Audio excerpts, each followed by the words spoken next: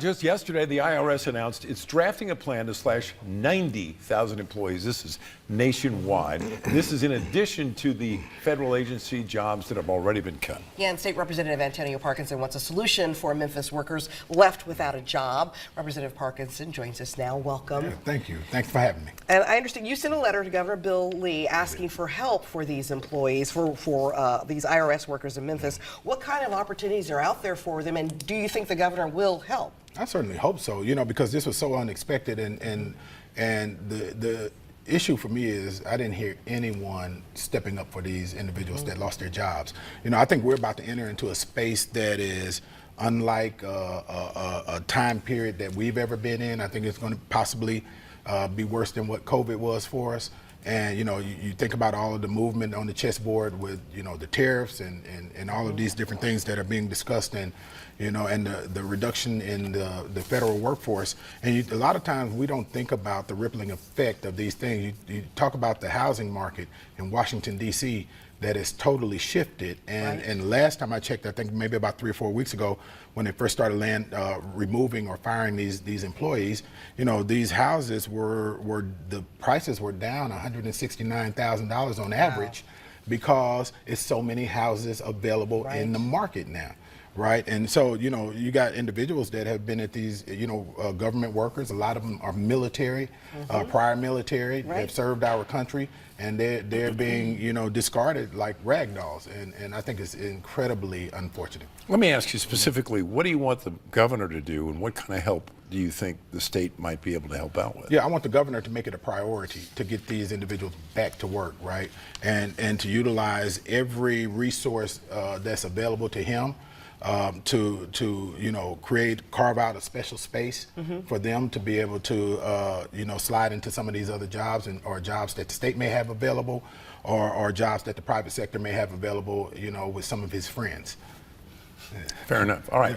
Let's talk very quickly about a bill you proposed for the state legislature. Shelby County criminal courts were the focus of this bill. When criminal courts hear a petition for an order of protection, if the court is handling a matter that involves domestic abuse, sexual assault, or stalking. So you want the judge to be able to issue an order of protection? Yes, and this actually came from one of our judges, and there was some ambiguity in the law as to whether or not certain courts could issue orders of protection. Right. We want to protect our citizens, right? Whether you're male, female, but anyone that is facing danger in regards to domestic violence, assault, or any of these other cases, any court that is handling those issues should be able to issue an order of protection, especially if they got the parties right there in front of them. Right. Why would we let them leave and then go through another court or through an entirely different process for this person to be protected when they are right there? And so this will help to streamline that. It's being received very well with our Republican majority. As a matter of fact, we had it set only for Shelby County. They've amended it to make it statewide. Wow. And so, so hopefully we'll get it across the finish line. This is very important to us. Right. Well, you've been a busy man. Let's talk about another bill you've proposed. This one about school safety. You want to create an artificial intelligence weapons detection system grant pilot program. What kind of weapons would this system detect, and how could it be implemented? Right. So that bill was brought to me by a Nashville Davidson County legislator coming out of the Antioch school shooting. Right. And they want to make sure that they're keeping their children safe. So this is set up as a pilot program to see how these artificial intelligence detecting systems are going to work. And I told them, I'm all on board for it. So let's see if we can get it across the finish line. It's going to cost some money.